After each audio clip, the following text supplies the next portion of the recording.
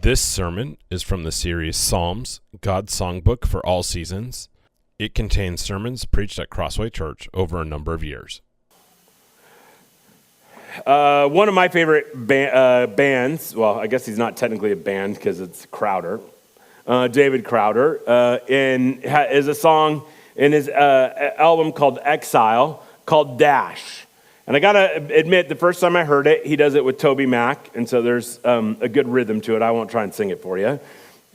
But the first time I heard the lyrics, it made me really think. I had to think of what he was saying. And here's the lyrics. Sunday morning, preacher said, life's a mist, it's just a breath. You're only here for a little while.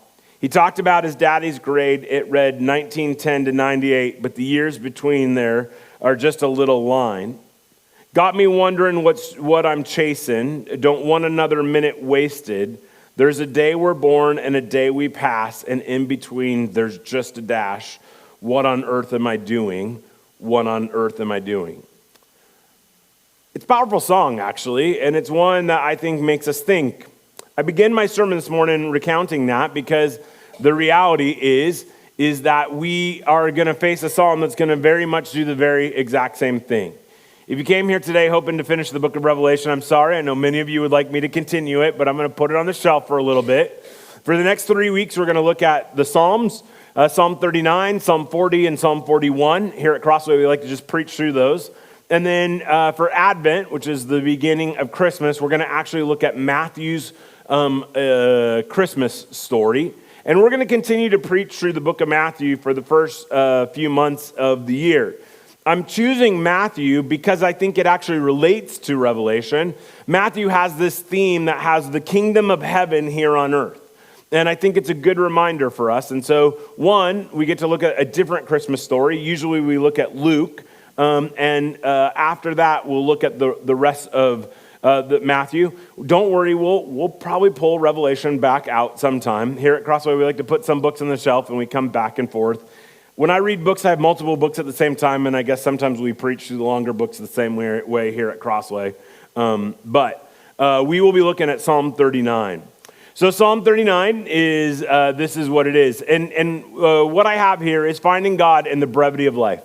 And so I guess the question that I would have for you before we look at this is, what on earth am I doing and what am I chasing? I think those are two questions that this Psalm 39 is going to make us ask. And I think that they're important questions for us to ask.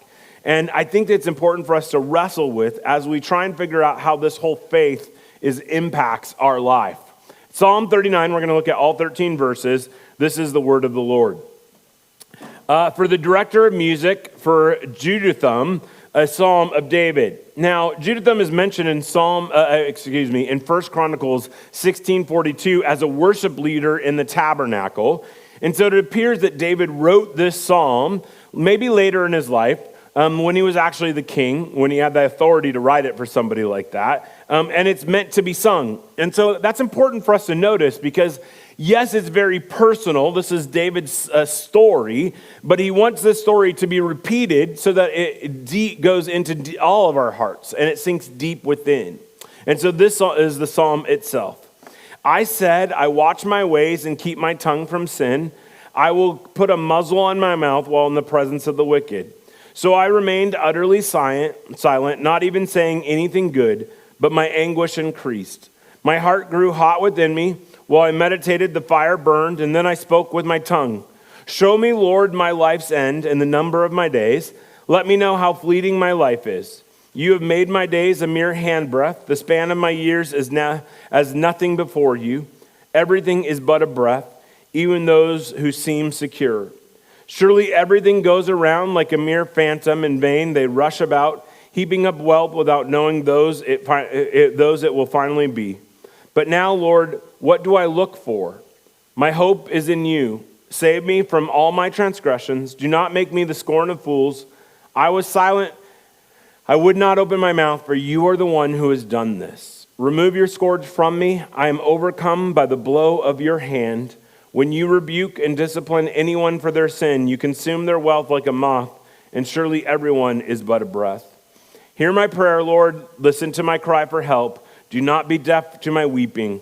I dwell with you as a foreigner, a stranger, as all my ancestors were. Look away from me that I may enjoy life again before I depart and am no more. This psalm is a little bit different than some, and many actually, David begins with a petition or a cry, and he ends with a word of statement declaring God's praise, and instead he kind of ends in this ambiguous kind of way. But I think this psalm is pretty important because it carries some important things. The first thing that we see is that there is a silence in the midst of suffering. We see here that God is at work in David's life, but he's going through some very, very difficult things. He's unsure exactly what is going on and how God is at work. It seems to be that he's actually surrounded by those who seek to harm him. And we assume this because he says, I will watch my ways and keep my tongue from sin. I will put a muzzle on my mouth while in the presence of the wicked. And so it seems that there's something going on. We don't know what it is. He's facing an attack from wicked people, and he's in their presence. Now, there are many cases in David's life that he could have been writing about. He could have been writing about when Saul was coming after him, or Absalom. He faced threats all the time. But it's clear that he was facing a threat, and it was emotionally weighing on him. And he was surrounded by those who wanted to harm him. It felt like the pressures of life were weighing down on him. But it's interesting what he commits to in the midst of all of this. He commits himself to act in a godly manner. Do you see that? He says, I will watch my ways and keep my tongue from sin. So there's two things that he commits to in the midst of all of this. When he's going through a difficult time, when it feels like there are people coming after him and he's not sure what to do, when it feels like he's not even sure what God is up to in the midst of it, he says he will do two things. One, he's going to guard his ways, which means he's going to watch how he acts and what he does, because he doesn't want to give these people who are coming after him any ammunition. I think also he doesn't want to sin against God. Sometimes when we are going through difficult times and when we're frustrated, we can just say, why bother? I'm just going to do whatever I want because it doesn't matter anyway. But David doesn't have that perspective. Instead, he has the exact opposite. And he says, I will guard my ways. The other thing that he says is that he will guard his mouth. He says, I will keep my tongue from sin. Now, if you look at it, he even goes further and says, I'm not going to say anything good, which is probably more than what he has to do. But sometimes when you're having a hard time keeping your mouth shut and not going even to the negative place, to keep your mouth shut in the beginning, even if it's rather than trying to figure out if it's good or evil coming out of your mouth, it's probably not a bad thing, right? That filter can sometimes be difficult for us to figure out when we're there and feeling the intensity of the emotions. Now, I think it's important for us to think about this. And I think it would be wise for us to make that same commitment when we face adversity. When we face adversity, oftentimes we let our guard down, we allow the frustrations and the emotions to sink in, and we kind of say, why bother? It doesn't matter anyway. But David has a different kind of perspective, and he's pushing to say, God, I don't know what's going on. I'm feeling overwhelmed. You'll see that he's going to say that he's anxious, and his intensity of his emotions is building, but yet he's going to do his best to try and honor God even in the midst of this, and keep his mouth silent, or at least from sin. It seems, however, that this didn't work very well. In verse 3, he actually says, begins with a section where I call it out, crying out to God. His emotions are intensifying as he reflects on a situation. Verse 3 says, my heart grew hot within me. How many of you have had that where you're just in a tough situation and at first it seems to go well, but the more you think about it and the more you stew on it, it just rumbles inside of you and it just wants to bubble up. When I was a kid, one of the coolest experiments I did was that baking soda and then you put the vinegar in it, right? You know what I'm talking about? The volcano. And it's like, you put that baking soda in and then the vinegar of the rough situation comes and it starts to pop and then all of a sudden it goes, no, not like a Mento in Coke, Diet Coke, but it at least bursts out of the way. And our emotions can be the same way. We can try and kind of keep them down, but eventually they come up, especially when we're facing this difficult situation. And I want you to know that David has the freedom to allow his emotions to come. But who does he bring them to? He doesn't lash out to other people. Instead what he does is he brings those emotions to God. He cries out to God. Now, we don't know what other things that he said. My guess is that this is a snippet of the request that he brought to God. We see that he's honest with God multiple times here, asking God to remove this situation, but he cries out to God. Now, it's interesting to me what he asked for. Usually what I begin with when I'm facing a difficult situation is that God would remove the difficult situation from me, because that's all I really care about. I want what I want, and I want to be able to just move on with life, and I want my life to be easy. Now, David does ask that, not once but twice in this psalm. But before he does that, he actually asks for God for his perspective. He turns to God and asks for a perspective. He says, "Show me, Lord, my life's end and the number of my days. Let me know how fleeting my life is. You have made days a mere handbreadth. The span of my years is nothing before you. Everyone is a breath, even though those who seem secure." Now, I want to make it clear that I don't think that David is actually asking, like, give me the time and date that I die. That's not what he's asking, but rather what he's trying to say is, Lord, right now, I am so caught up in my own life and in the situation that I'm dealing with that feels so overwhelming that I can't get out of my head. I can't get out of my heart. It's just too much. And so he said, Lord, help me see from the 30,000-foot perspective my life. How many of you, when you've gone on a hike, that when you're in that first part, especially on those really high hikes where you got the switchbacks and all that stuff, you're really, really frustrated and it's overwhelming and you're like, is this ever going to end? And then you get to the spot where there's a break in the trees and you can see what you've done and you see what you have to move forward to. And it kind of gives you the energy that you need to keep on going. That's what David is asking for. He's saying, Lord, show me, give me that perspective of my life. Help me to understand that, give me the proper perspective of everything. And the proper perspective that he asks for is a proper perspective, not just of his own life, but in terms of his own life and eternity. And so it seems that God gave it to him because he acknowledges that his life is short. You see this right here. My days were a mere handbreadth. Now, a handbreadth is in the olden days, they didn't have rulers, right? So what do you use to measure? Well, it's a hand. And it is the shortest unit of measurement. And he says, before you and your God of all eternity, songs that we've sung today, my life is a mere inch. I don't know what you think about that. If you have an ESV version, it shows the word Selah, which is a pause, a pregnant pause, to reflect on that. There's something about that. To think about in terms of God who lives for all eternity, my life is just a mere inch. It's a tough thing to wrestle with in some men because our life just feels what it is. But in some senses, it's freeing, especially when you're going through suffering, to know that no matter what it is that we're going to go through, that there will be an end. And he acknowledges that in comparison to God, his life is a mere inch. He also recognizes that life is like a vapor, fleeing and fragile. He says, even though life can seem secure, it's not. It's like a breath that appears in the air. We're getting to that spot, isn't it? In the morning, it's not quite there. When I go out and let out the goats in the morning, it's not quite the crisp enough for me to go out and see my breath and then have it disappear. It will be soon. I don't know about you, but I kind of like the summer better, the fall, that warm kind of transition. But here soon, we're going to have it.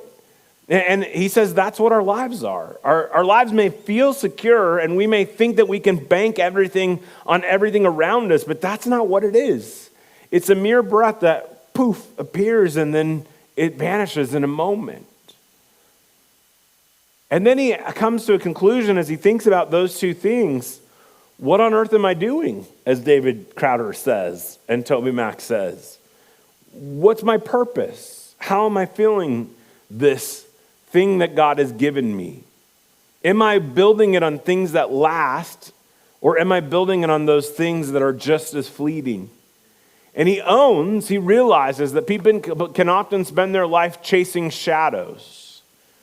The image in the NIV uses the word phantom, but I think the better word is shadow. That's the ESV. He says, surely a man goes about as a shadow. Surely for nothing they are in turmoil. Man heaps up wealth and does not know who will gather. And what David is saying is oftentimes we can be so caught up in our life that we lose the eternal perspective, that we chase after these things that don't really matter, that aren't lasting, and don't add eternal value to our life. What are those things that you are pursuing? I mean, he lists wealth here. That's one. Again, I'm not anti-wealth. Wealth and money is just like a brick. I've said it last week, and it's something that can be used very well to build up a hospital, or it can be something that's destructive and break a window. But the fact of the matter, it's what you do with that wealth or how much control it has over your life that's going to dictate whether it's a good thing or a bad thing. Maybe it's people's approval. Maybe you want to make everybody around you happy, and you'll do anything to try and make them like you. And you feel the weight of that in every decision you make. And that's what you're pursuing. And it's frustrating and it's exhausting because, quite frankly, people are kind of demanding sometimes, and their opinions change, and you don't know what you're doing, and it can feel that. But for you, sometimes it feels like if you don't have everybody like you, or if you don't have everybody around you happy, then your life isn't really complete. Maybe it's a claim. You just want to be known as somebody who's smart, or somebody who knows the Bible, or somebody, you fill in the blank. You want to be looked up at and to be valued for who you are, which is, again, it's good to have somebody look up to you. It's good to have somebody give you value. It's good to try and appease people if you can. But when those things become your ultimate thing, when those are the things that you chase after, we have to admit that all of those things are fleeting. They're shadows, not the real thing. Now, I love that image of the shadow because I think a shadow needs something real in order for it to project, right? I mean, you're not going to see my shadow if I'm not standing in line with the sun or with the light. And I think all of these things here on earth that are good things, but not the ultimate things, reflect a little bit about what life should be. It reminds us there's something more permanent, more of substance that we have to look forward to and that we can invest in. And this is really where David goes in the psalm. When he asks those hard questions, when he comes to the grips with the reality of his life, that it's short, that it's a vapor, that he can chase after all these things that are fleeting. In some senses, it's depressing for him because he realizes that there's more to this life than there should be, and it feels wasted. But in that emptiness, and in that lack of feeling what he should, and understanding the temporal nature of his life, what we see is that he looks to that thing that is the ultimate thing and the ultimate source of hope. And so he ends the psalm declaring exactly that. And I think if I think about my own life, when I was 16 years old, I had a spit gland, submandibular gland is the technical term for it. I just like to throw that out when I meet the doctor. But it was a spit gland that was clogged, and I had it removed. And when I went in there, they also removed 4 lymph nodes because they looked cancerous. I got to tell you that the 4 days of waiting to find out whether it was cancerous or not were one of the hardest days of my life. Many of you have heard that. My neck was the size of my head. I had a drainage tube. But even that, the fear of maybe I was going to die or have to go through cancer treatments or that. I'd had cousins who'd gone through it, and I'd seen the devastation it had on their life, how it really kind of just put everything into perspective. It was hard. But that reality gave me a different perspective on life after that. It made me realize and made me process through things that maybe I hadn't as a normal 16-year-old. Because I knew that my life could be a vapor and it could be a mist. It was. It just could have ended a little quicker than I thought. And there's a perspective gain there. And my guess in your own life, that many of you, whether it's a death of somebody in your source of orbit, whether it's a family member or somebody that you looked up to, or whether it's seeing your own health challenges, or you're losing a job, or something, one of those things that didn't go the way that you expected to made you wrestle with your life on a deeper level. And while it was really difficult, my hope and prayer is, if you're in the midst of it right now, that you will see that the true source is hope in Jesus. That's what David wants. And for most of us who are here, that's probably what it did. We're here because God was driving us to see the temporal nature of our life, and his Spirit was at work in our life to show us that there's a greater hope. And that's what we need to bank our life on. And so we don't need to fear this perspective of life could be short, but rather we need to use it to allow us to shape our lives and invest in those things that really matter. And so David, again, reveals the source of his true hope in the third section of the psalm. He recognizes that his true hope is found in God alone. He literally asks this question. He goes, okay, Lord, so I understand that my life is a vapor. I understand that it's just a short time in comparison to you for all eternity. I understand that I can chase after all these things and they're a shadow. They're not really fulfilling everything that I thought it would be. Now what do I do? What do I look for? And he answers his own question and he says, my hope is in you. And ultimately for all of us, we have to wrestle with that question, what am I here for? What am I doing? And what is my life going to be built on? And we're going to have those moments, as I said, where God shakes us a little bit, where we question and we wonder. And we're going to see that God isn't doing it because he doesn't love us. Rather, what he wants to do is he wants to put us in a place where we pour our time and our energy, where we base more of our life on him. And that's exactly what David does. It's interesting then that the question that he asks when he's well aware of what's going on and that he wants to bank his life on God is that God saves him. He says, save me from all my transgressions. Just a fancy word for sin. Do not make me the scorn of fools.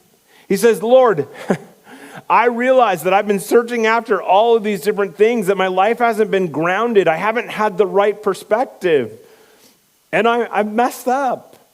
He says, I want to put my hope and trust in you.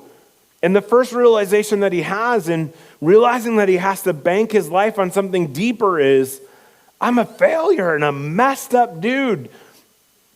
So forgive me of my sins. It's interesting that before he kept himself silent because he didn't want to sin. And now he says he's silenced because there's nothing he can do. In verse 9, he says, I was silent. I would not open my mouth, for you are the one who has done this. Is there ever a better picture of the gospel than what we see right here in this psalm? David says, I know that I've banked my life on all these other things. I've searched after all these things that I thought would give my life meaning. And in the process, I've messed up more than I cared to admit. And my life seems meaningless. But Lord, I'm going to look to you as my sense of hope. And I'm going to ask you for salvation. And the only thing that I can do is be quiet because I know there's nothing that I can do to offer you to earn your love for me, other than to accept the gift that you can give me. And so he keeps his mouth quiet. Ephesians 2 is one of my favorite texts. Titus 3, the one that Bob read for us, is almost as good. I actually like it as good, but we read it as our assurance of pardon. It says, first in verse 3, I didn't put it here because of space, but it says, all of us have lived according to gratifying the cravings of our flesh and following the desires and thoughts like the rest, and we were deserving of wrath. That's how it starts. The spot that David is in. But then he says, the Apostle Paul, because of his great love for us, God, who is rich in mercy, made us alive with Christ even when we were dead in transgressions. For it is by grace you've been saved. And God raised us up with Christ and seated us in the heavenly realms in Jesus Christ, in order that in the incoming ages he might show the incomparable riches of his grace expressed in the kindness of Jesus Christ. For it is by grace you've been saved through faith, and this is not from yourselves. It is a gift of God, not by works, so that no one can boast. Amen. David understands that. David says, I banked my life on all the wrong things, and Lord, you've given me that perspective. And so now I want to bank my life on you. Forgive my sins, and I'm going to keep quiet because I know that there's nothing I can do to deserve this other than trust in the Lord for my salvation. And if you're here today and you haven't put your hope and trust in Christ, I want to encourage you to do that. It's very simple. Admit that you have based your life on the wrong things, that you have been moved in all the wrong directions, and that you've messed up more than you cared to admit. But also understand that that can drive you to something deeper, and that is faith in Christ, where your hope is ultimately found. And it doesn't mean that all of a sudden everything gets changed dramatically and you're still not out of your situation, but there's a depth there and there's a peace there. And that gives you the strength that you need to get through each day. And David was in that spot. It gives us hope. In Grief Share, we were listening to one of the speakers, and he said that we can hold our grief and hope at the same time. We can struggle with what's happening in our lives and have hope and peace that God is at work. But the way that we do this, hang on to this hope more, is to focus on God and what he can do and to realize the temporary nature of our life. That's what can help give us life meaning. Doesn't mean that this suffering is going to go away right away, but it's going to anchor us. It's going to give us a fortitude that we didn't have before, because we realize that life is not about us. It's rather about God and his Spirit at work in us. Now, I love what David does. He has this like mind-blowing thing where he realizes that he chased all the wrong things, and he realizes that he needs to put his hope and trust in Jesus, and he wants to turn his gaze there. And even though he didn't use the word Jesus in this, his hope that he has as God as his Savior points to the Jesus who's coming. But he still says to God, I'm still in this tough place. I still need your help. And so he pleads to God for relief from suffering. Remove your scourge from me. I am overcome by the blow of your hand. But I love what he also says there. Right after that, he says, when you rebuke and discipline anyone for their sin, you consume their wealth like a moth. Surely everyone is a breath. But I think what he's saying here is that, Lord, I want you to remove the suffering. I know you can, and it may actually cause pain. But this idea of rebuke and discipline in the Bible is always that God is like a loving parent who's trying to shape us into who he wants us to be more holy, to bank more of our life on him. And I think that he acknowledges this. He acknowledges that suffering can produce good. It may mean that sometimes those things that we have, that we hold dearly, have to be threatened. And when they are, it's like a moth. Anybody ever catch a moth? I loved to catch butterflies when I was a kid. I was one of those crazy dudes with the butterfly net. I had a butterfly collection. Like in science class, I wanted to have the biggest one, you know? But if you catch a moth with your hand and not in a net, sometimes you can just damage those wings, right? Nothing worse than getting the color of everything on your hand. Am I the only one who's ever had that experience?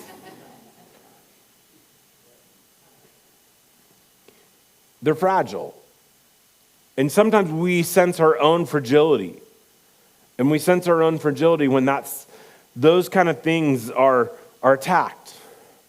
When we lose the job. when we can't make everybody happy, when we face a health challenge, when we go through something that we thought was going to be this awesome thing and it ends up not being that great. Maybe it's a promotion you thought was going to finally give you the fulfillment you did, and you realize, I'm still as miserable as I was before. We face those moments when it feels like our wings are clipped and we wonder, where is God at work? And David says, what he's trying to do is shape us and mold us and draw us closer to him.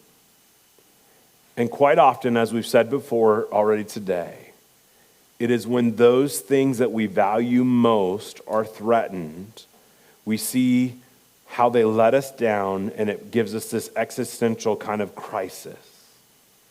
But that existential crisis doesn't have to win. Rather, it drives us to God. And when we do, God uses it to produce good inside of us. It's not easy. It's not fun. But David says, I know that you can use good even though I'm hurting. And he holds both of those things in this psalm. Hebrews 4 picks up this theme, or 12, picks up this theme in verse 4. He says, in your struggle against sin, you have not resisted to the point of shedding your own blood. And have you completely forgotten this word of encouragement that addresses you as a father addresses his son? It says, my son, do not make light of the Lord's discipline and do not lose heart when he rebukes you, because the Lord disciplines the one he loves and he chastens everyone he accepts as a son. Now, no kid likes that verse when they're being disciplined. I don't.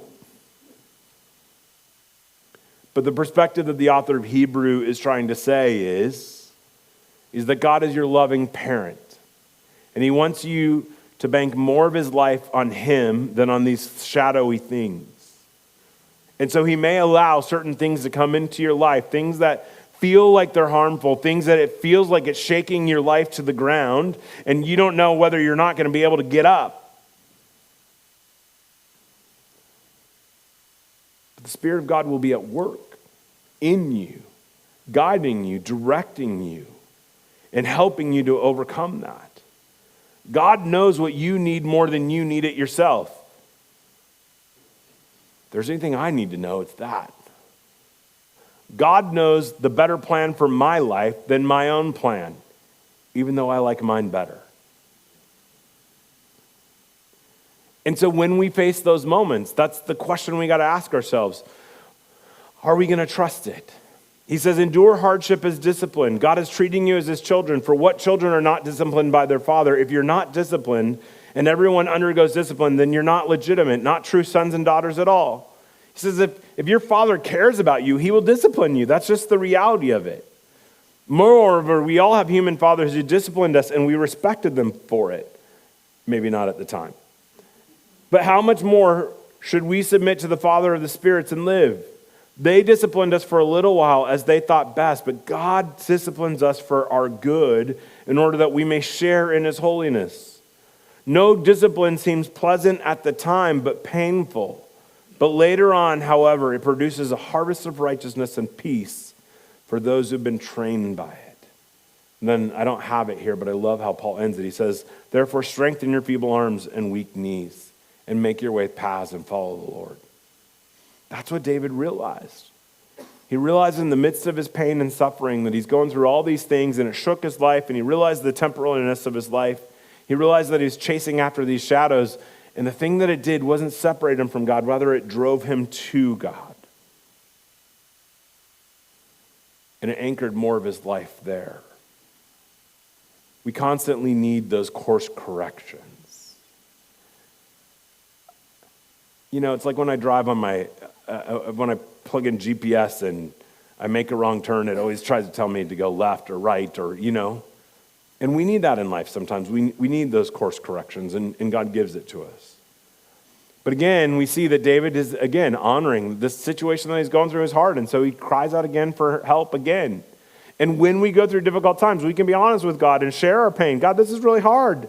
I want to bank my hope in you. I want to base my life on you. I want to do all this, but this still is hard. And so I love how he goes back and forth, because that's how I am. I want God to be the thing that I anchor my life on. I want my life to be centered on it, but man, this thing weighs on me. And so you see David being honest. And that's what I love about the Psalms, and one of the reasons why we pick them up a couple of times each year just to work our way through them. But then David ends with this idea of reminding him again that there's more to this life. You see what he does? He says, Lord, I want to put my hope in you. Help me. Lord, I want to view your discipline as a way for you to guide and direct me. Help me. Lord, give me that perspective one more time. Hear my prayer, Lord. Listen to my cry for help. Do not be deaf to my weeping. But then he makes this statement. I dwell with you as a foreigner, a stranger, as all my ancestors were. And what he's saying here is this, that this is not my home. We know the biblical term is sojourner. We would probably use the word alien today. It's somebody or it's somebody who is living in a country, but it's not their natural home.